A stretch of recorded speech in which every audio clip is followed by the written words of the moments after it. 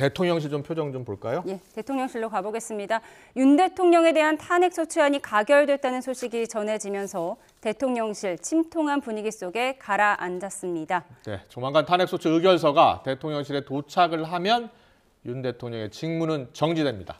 네, 취재 기자 연결해 보겠습니다. 조영선 기자. 네, 대통령실 용산 대통령실에 나와 있습니다. 네, 그곳 상황 어떻습니까? 종일 국회 탄핵안 표결에 촉각을 세우며 집중해온 대통령실 직원들은 침통한 가운데 할 말을 잃은 모습입니다. 탄핵안이 가결될 것이란 예상을 못했던 것은 아니지만 내심 여당의 결집으로 탄핵안 부결을 기대해왔던 게 사실입니다. 하지만 탄핵안 가결이 현실화하자 허탈감 속에 충격을 받은 분위기입니다.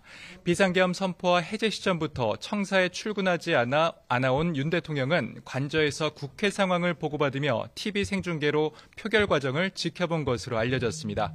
윤 대통령은 이틀 전 담화에서 29분 분량의 입장을 밝힌 만큼 이번 표결 결과에 대한 별도 입장은 내지 않을 것으로 전망됩니다.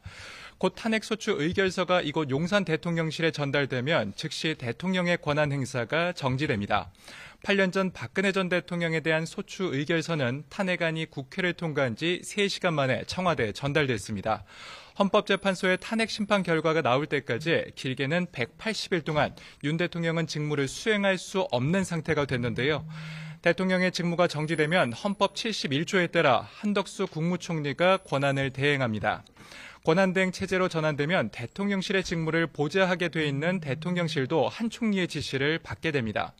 대통령실은 이 경우까지 대비해 국무총리실과 협의하며 권한대행 체제 상황까지 염두에 둔 것으로 알려졌습니다. 윤 대통령은 직무정지가 된 뒤에도 대통령 신분은 유지하는 만큼 한남동 관저에서 생활할 수 있고 관용차와 경호 등 대통령에 대한 예우도 유지됩니다. 탄핵안이 가결되면서 윤 대통령은 헌재 심판과 함께 내란 혐의 수사에 적극적으로 대응할 것으로 보입니다. 윤 대통령은 비상계엄 사태와 관련한 4번째 담화에서 탄핵하든 수사하든 당당히 맞서겠다고 공언했고 박근혜 전 대통령 탄핵 당시에 헌재가 검찰과 특검 조사에 응하지 않아 헌법수호 의지가 없다는 점을 파면 근거로 든 점도 고려할 것으로 전망됩니다. 지금까지 용산 대통령실에서 YTN 조용성입니다.